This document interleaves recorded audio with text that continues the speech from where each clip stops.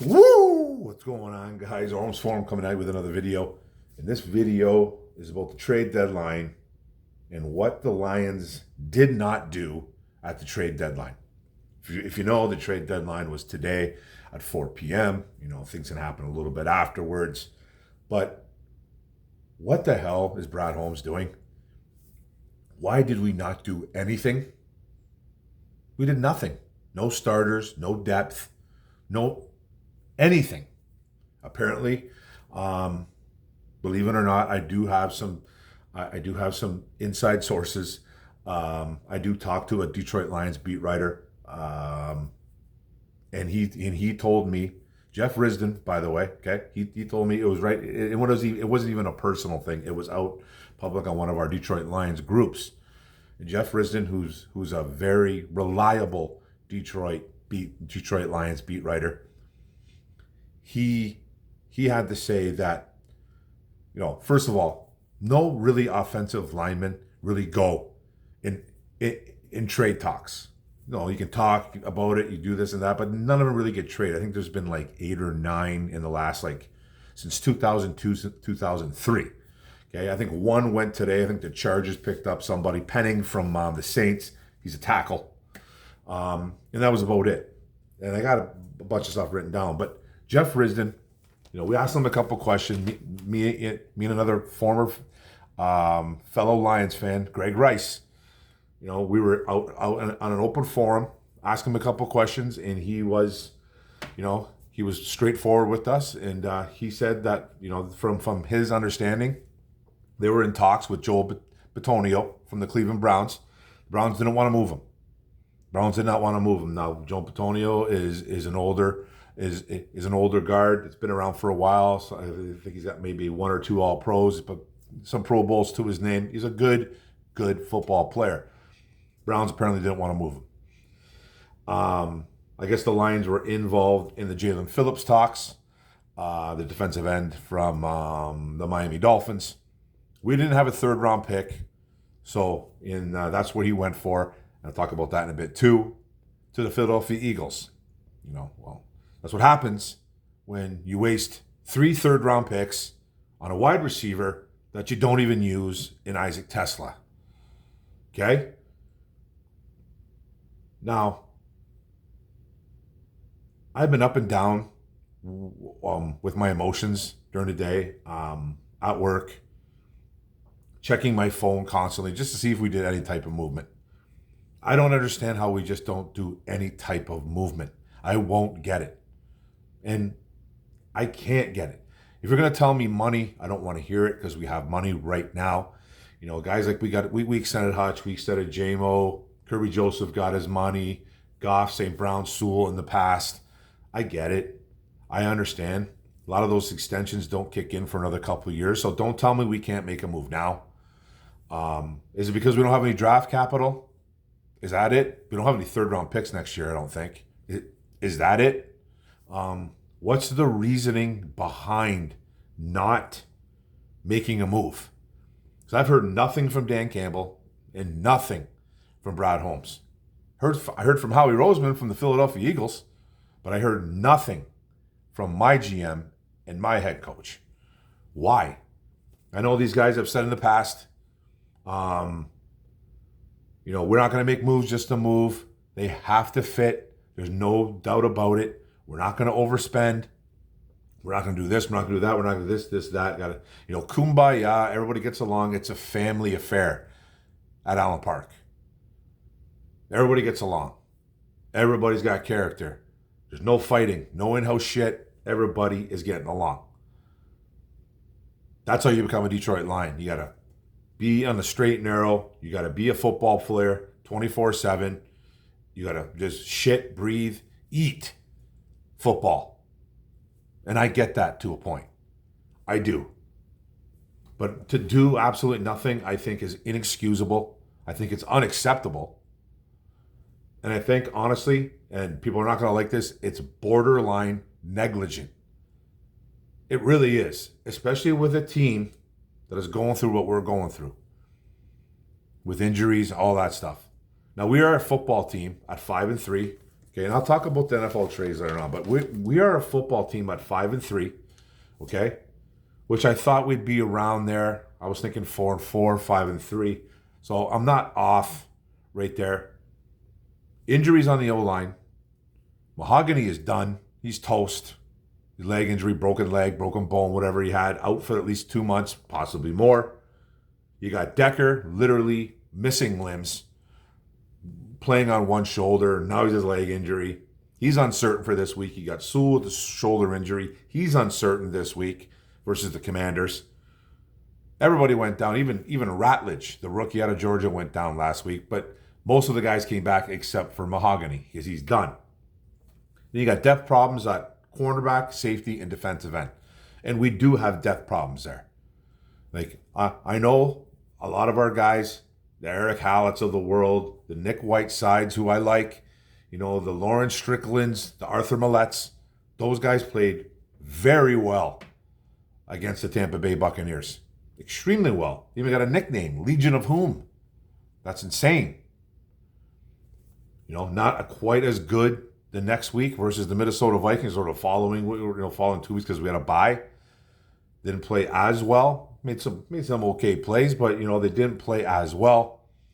They weren't going to sustain playing like they did in Tampa Bay against Tampa. Those guys are practice squad guys for a reason. They're backups for a reason. And that's just the way it is. And then you got guys like safety Kirby Joseph, who's missing. He's missed like 3 games. Bone bruise in his knee. DJ Reed on a hamstring. He's working with trainers. He's going to come back probably in a few weeks. Defensive end Marcus Davenport. You might as well say the corpse of Marcus Davenport. Coming back soon with a pec injury. He's close to return to practice. Linebacker Malcolm Rodriguez is practicing his 21-day window. I think he's got another 1 or 2 weeks. You won't see him. He had the ACL. He's back at least. Defensive end Josh Pascal, soon back too, but now with a back injury. Cornerback Khalil Dorsey coming back soon as well. So, according to Dan Campbell, these type of guys is like making a trade. And I've heard this saying before from coaches, and I absolutely freaking despise it. I do. And we got good players, man. I'm not saying we don't have good players. Kirby Joseph, man, he's an all-pro. Who knows when he's coming back, though. DJ Reed, very good player. Davenport can be good, but he is an absolute Band-Aid. And this guy gets hurt getting out of bed in the morning. That he does. He gets hurt brushing his teeth.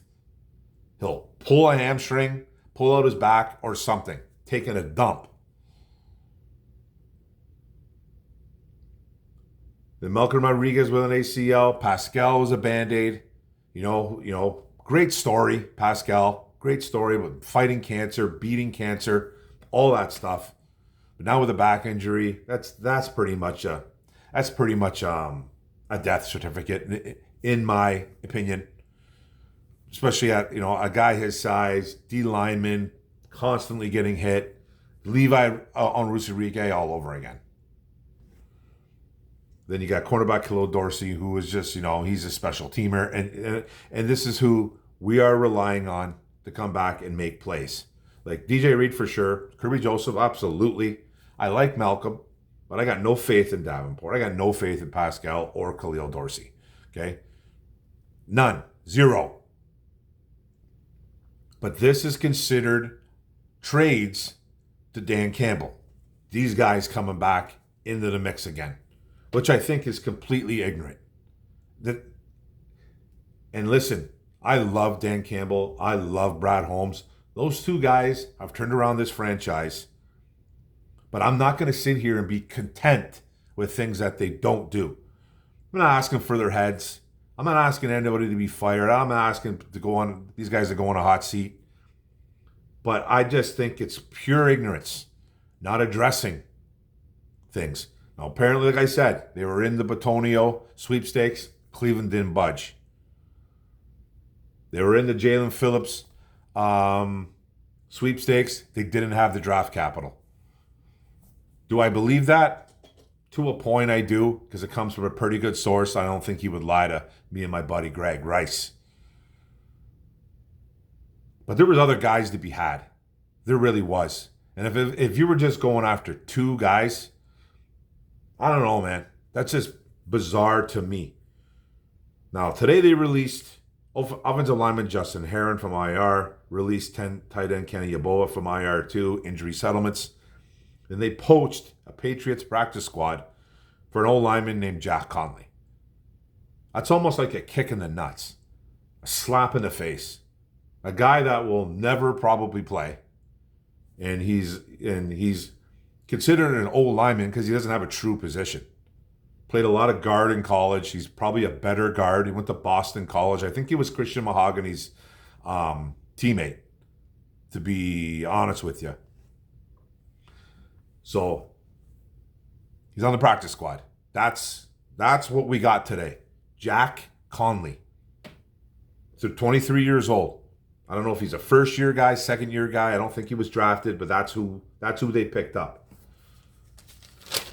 So I'm going to be all over the place, guys, but here are some NFC trades today, okay? There was like 6 or 7 trades today, but there was trades before because there's a lot of people saying that a lot of teams didn't do trades that were contenders. And it is true. There's a few. But let me tell you who teams that we may play or do play eventually. Now, the Cowboys. Cowboys are a mess, right? 3-5-1.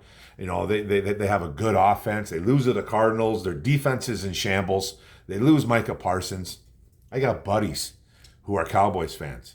My buddy Tom Witter doesn't know what to do. And this guy is a football guy, Tom. He's all over the place. He doesn't know. He's happy, sad. He's like, you know, he's happy they made some moves, but he's like, the roster's brutal. All the above. They went out and made moves. We play this team, by the way. We play the Cowboys. They went out and got defensive lineman Quinnen Williams from the Jets, who's an absolute beast, by the way. Gave up. Jets got a second-round pick, 2007 first-round pick, and defensive lineman Mazi Smith, Michigan Wolverine, who's been complete bust, who hasn't been good whatsoever. But that's who the Jets got back. Jets stockpiled picks all day today, by the way. So they got him. The Cowboys also got linebacker Logan Wilson from the Cincinnati Bengals, who's a solid linebacker. I actually like him. High volume tackler. Can get a little giddy up to the quarterback. Has a little bit of rush ability. Not that good in coverage, but he can make some plays. And the Bengals got a 7th round pick in return for that. We play the Cowboys, so they got better on defense here. Just for these two guys alone. Now, it's not going to make a huge difference. I don't know, but they got better. They did get better. The Bears, they went after defensive end Joe Tyron Shoyinka, and they got a 7th round pick as well. The Browns get a 6th round pick. Shoyinka is nothing to be afraid of from the Bears. He's a 3-sack-a-year guy, kind of. You know, he's nothing to be afraid of. But they made, even the Bears made moves. The Seahawks, they went after wide receiver Rashid Shaheed. We don't play them, I don't think, in the regular season, but we could meet up with this team if we make the playoffs. If we make the playoffs. Wide receiver Rashid Shaheed, the Saints get a 4th round pick and a 5th round pick. I think this is a really good move by the Seahawks. He's a solid number 2 guy.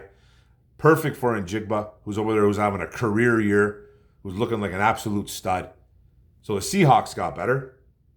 Then the Eagles, defensive end Jalen Phillips, Miami Dolphins. If you know who Jalen Phillips is, he's got a lot of talent, but he's beat up a lot. Okay, he's beat up a lot. The Dolphins get a 3rd round pick back. Packers, that's earlier in the season. Micah Parsons, Cowboys got like 2 1st round picks, defensive tackle Kenny Clark, blah blah blah blah blah. But the Packers even got better. Okay, this is a little bit later. Now Eagles again, cornerback Jair Alexander. They got 2027 7th round pick as well from the Ravens, and the Ravens get back a 6th round pick. Now, so the Eagles, Jair Alexander hasn't played a lot of football in the last 2-3 years, maybe even more than that. He's a bit of a cancer. He's this, he's that. He's a loudmouth. He's not as good as he once was. But the Eagles go out and they get some guys, and they don't pay a whole ton. They don't pay a lot at all for him. And he could straighten out, but who knows? Maybe not. Now, the Eagles also got cornerback Michael Carter and a 2027 7th round pick. From the Jets, get wide receiver John Mechie, who's kind of bounced around. 2027 6th round pick as well. So the Eagles got 3 defensive players because they don't really need much on offense. Their offense is pretty damn good. If you look at that offense, they've gone up and down, but they are a good football team. And then the 49ers. This is, I think, earlier in the year, they picked up defensive end Keon White and a 7th-round pick from the Patriots for a 6th-round pick back. So even the 49ers are making moves. The Rams, cornerback Roger McCreary. This one happened a little while ago, and they got a 6th-round pick back from the Titans. The Titans get a 5th-round pick. The biggest trade, in my opinion, it's in the AFC. The Colts get cornerback Sauce Gardner. The Jets get a 1st-round pick, then another 1st-round pick in 2027, then wide receiver A.D. Mitchell, who hasn't really done much in the past couple years, but he's young. So there's something like 6 or 7 draft picks today. There was a few before. Not a whole bunch of movement, not a lot of crazy movement, but teams got better and we got worse. And we did get worse because now we're relying on guys like Coyote Awosika to be our starting left guard. Unless it's going to be someone like Michael Neese, that's going to be someone like Mason Miller, who's a UDFA. You know who those guys are? I guarantee you don't. And I'm not even trying to throw shade at you. Because I live and breathe this football team, and I know who those guys are, but it's only because I study this team like the back of my goddamn hand. And Mason Miller struggled all through camp. He was released. He's back on the practice squad. Michael Neese has kind of been around the block a little bit. I think he's been with San Francisco before. He's been in the NFL. He's not old, but he's been in the NFL for a little bit. And we have him. He's a center. He's a guard. Mason Miller, the UDFA, he's like a tackle, a guard. Giovanni Manu is hurt. Dan Skipper, he can play a little bit too. These are the guys we're relying on. Now, again, like I said, O-linemen don't move a lot in trades. You still got to make something happen. You have to do something. And I know it takes 2 to tango, but come on. I was even telling my buddy at work, if you're not going to go get an O-lineman, which is super hard to do, at least go and get some defensive help. You can't tell me that this team doesn't need defensive help. If Aiden Hutchinson or El Quadin Muhammad go down, we are effed. We're screwed. El Quadin Muhammad is 30. He's on the wrong side of 30. He's already dealt with some hamstring issues, and we all know Hutch is an animal. He plays relentless. He goes down. Say goodbye to the season. And I'm not trying to be all like, man, dark cloud over the sunny town, man. I'm really not, man. I'm just upset that we didn't make any type of even depth moves. I just don't understand it. It doesn't make any sense to me. I don't want to hear money. I don't want to hear, let Brad cook. Let Brad do this. Draft and develop. I don't want to hear that noise. That's nothing but noise to me. This team is already built. So if you're going to tell me that we're still drafting and developing, what on earth are we doing? The window doesn't stay open for a long time. Now, the way Brad Holmes does this team, though, he looks at this team, and I know he wants to win. I really do know he wants to win. But honestly, and my buddy Greg Farmer even said this to me, he's like, he thinks, and I kind of agree with them, that Brad Holmes cares more about just sustaining success. Just more about keeping it kumbaya, keeping it kosher, keeping everybody loving each other. You want to win. And I'm not saying he doesn't want to win. I'm really not saying that. So if you're going to come at me in the video, come at me, but, listen to the context first. Don't run off at the mouth until you fully listen to what I'm saying. This isn't a get rid of Brad Holmes video. This is just, I am extremely frustrated, and I think I have every right to be, because how long is this plan? Is this the plan that you're never going to make a move? Okay, they went after Zadarius Smith last year. You kind of had to. You had nobody. You had literally corpses at defensive end. You had nobody. You had to make a move. You had to do something. Year before that, you picked up like Donovan Peoples-Jones as a wide receiver. He's done it. He's gone after guys at the trade deadline a couple times, but he's only made really one impact move, I'm pretty sure, as in Zadarius Smith. And Zadarius Smith was not doing what Aiden Hutchinson does at 32, 33 years old. He just wasn't. But he made that move. He did what he could. There was nobody we could really go after. But you cannot convince me that there wasn't any other guys out there that they could have brought in for depth. If you're relying on if you're relying on practice squad players and injured players that are coming back, that to me is bizarre. I don't think it's a good formula, but who am I? I'm a guy that works at Chrysler that does a damn video downstairs at his little mini bar in his man room. You don't have to believe me. You don't have to trust a word I say. I'm just giving my opinion. I can't do Brad Holmes' job, but all I'm asking is do your job. If your job is just to sustain success, and keep it real and grit and we don't back down from nobody, we're gonna pull guys off the streets.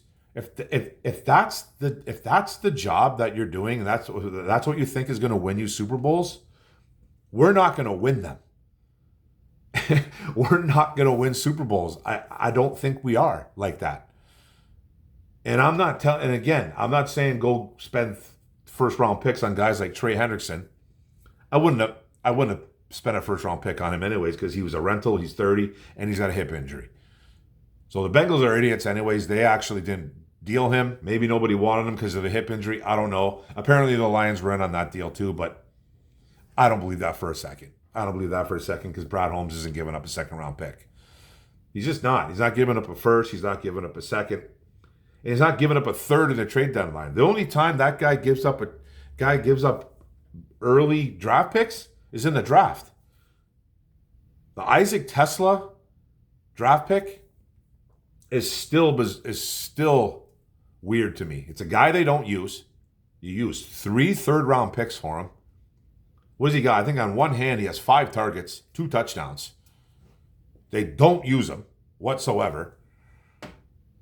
You use draft capital the year before for guys like Giovanni Manu, who I think is complete garbage, by the way. You use draft capital on a running back, or actually a safety turned running back in Sione Vaikai, who's just a special teamer now. Who's like the number 4 running back on the team. What are we doing? What exactly are we doing? This is frustrating, beyond frustrating. I expected some type of movement. And I'm not saying just make a move just to make a move, a trade just to make a trade. But you can't sit here and convince these guys are going to come on the air tomorrow. Campbell, Brad Holmes. This is what they're going to tell you. This is what they're going to tell us tomorrow. Well, we were in conversation with a couple teams. We just didn't like the deals. We thought it was a little too rich for our blood. And we got guys coming back. Like Pascal, Malcolm Rodriguez, Khalil Dorsey, DJ Reed, Kirby Joseph eventually. Who knows though with Kirby? We got guys coming back. So that's pretty much like a trade. I've heard that garbage before too from other regimes. From the Lions, by the way. And then the O-line part will be, they were in talks with Petonio. Maybe they will admit it. Maybe they won't. I don't know. I don't know if they were in on any other conversations with any other teams about O-linemen. O-linemen are tough to trade, but you can trade for them. Only 9 have gone since 2002, but it's doable. And I would almost think that they would be in a little bit of a desperation mode and they would have went after a left guard. Because now we don't know what the hell they're doing. Now we don't know what's going on. And you got everybody's injured except for Graham Glasgow. Because everybody got hurt in that Minnesota game except Graham Glasgow.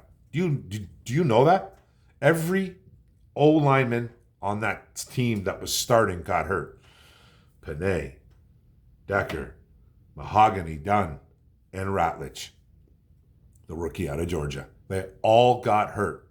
Every single one of them. And now Sewell and Decker probably are not playing this week. That's the early talk right now, and it's only friggin' Tuesday. So how bad is Sewell's injury? Davenport, Decker's falling apart. Decker is falling apart. He is retiring, by the way. And I hope this regime sees that, because Frank Ragnow did the same. Frank Ragnow contemplated retirement, came back to play one more year, then retired. And they still didn't even fix the center position. Now, last year, I understand, because last year was abysmal at the center position for the draft. It was. I think the first center that went in the third or fourth round. Don't even know who drafted. Was it the Colts, the Patriots? They drafted someone out of Georgia. Ratledge's boy. Starting center, he went in the third, fourth round. And the year before was the better center draft, and that's who they probably should have started thinking about the Ragnow thing. But he's super young. He retired after 7-8 years. But you should see that, and you should see that. You're in the building. You're seeing Frank Ragnow's foot. Apparently, it's just unrecognizable. It's just not even a foot. It's like a stump. Toes all mashed together. You should have realized and drafted a center the last couple of years. But hey, whatever. They didn't. But now with this left tackle situation going on with Decker, he's retiring. He's going to retire.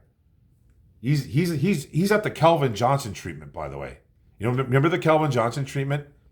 Doesn't practice during the week whatsoever and plays on Sunday. That's what Kelvin did like his last 2 years as a Detroit Lion, because he was so banged up, he could barely even get out of bed. And the same thing is with Decker. He does not practice during the week. He might get one in, maybe, and then he plays. Or he doesn't play. He's 100% retiring, and I hope they realize this. So maybe you got to keep your draft picks. But this draft and develop thing and this let Brad cook and all that garbage, I'm sick of it. I really am. Now, I'm probably going to get attacked for it, and that's fine. This is just my opinion. I want to win. You know, and there was a really good thing on Woodward Sports. It was just a little clip, though. I got to watch it. It was the heavyweights. You know what the heavyweights is? Easy and Spencer, those guys, they're hilarious. They know football. They go back and forth. You know, they're entertaining. They came up, there was a little, minute clip of Easy talking to Spencer, and the question was asked, who wants to win a Super Bowl more, Howie Roseman or Brad Holmes? Spencer said right away, well, I think they both want to win one just as bad, or maybe Brad Holmes wants to win one more because he hasn't won one.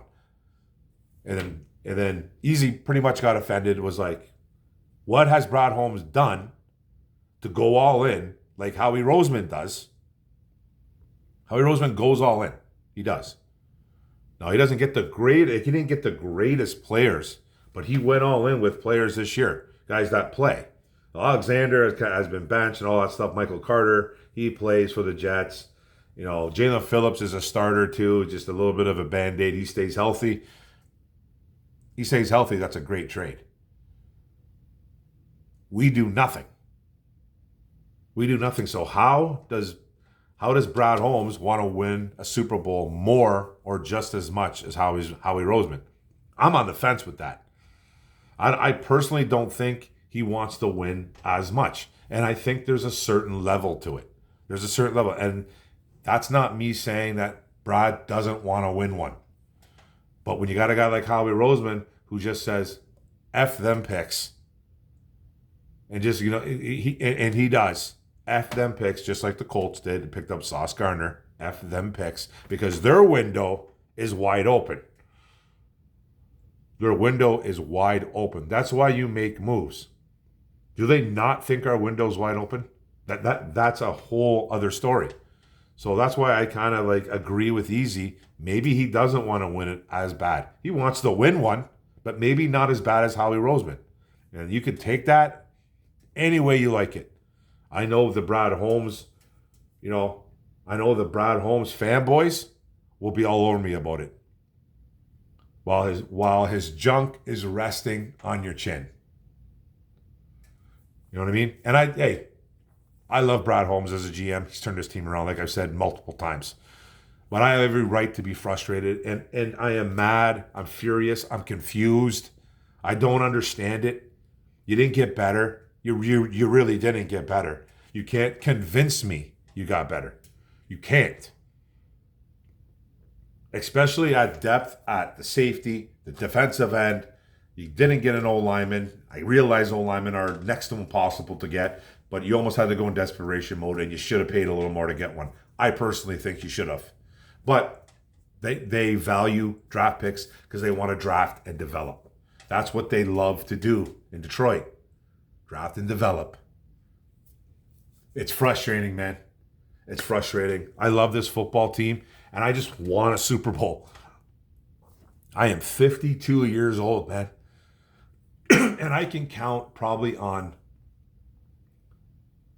two hands, barely one hand maybe, how many good teams I've seen. It's more lately because they've been really good the last 3 years, or 2.5 years anyways. What, 23, 24, 20? Yeah, 3 years.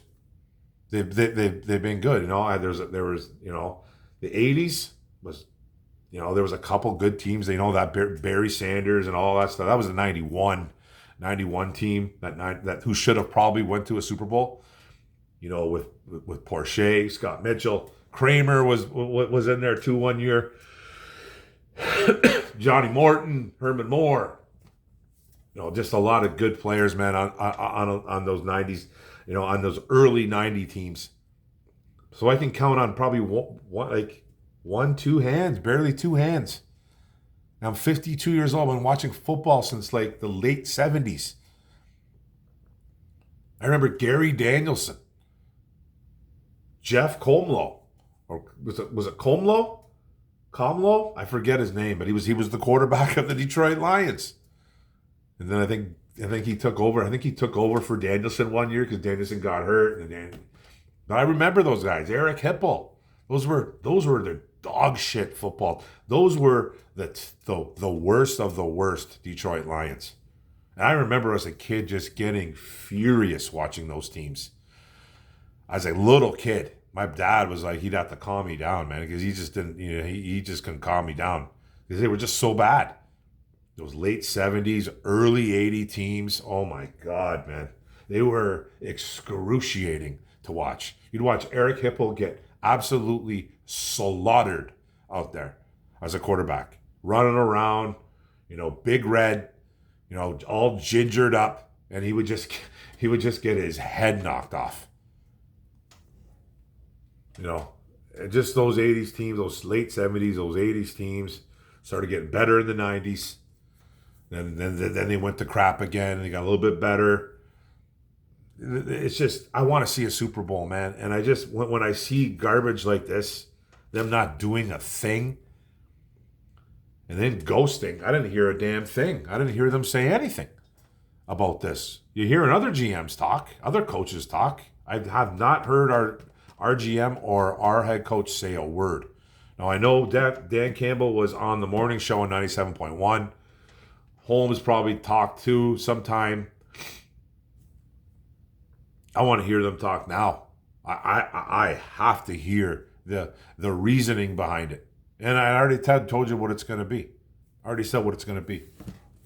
They didn't like what they were. They didn't like anything. They're too rich for their blood.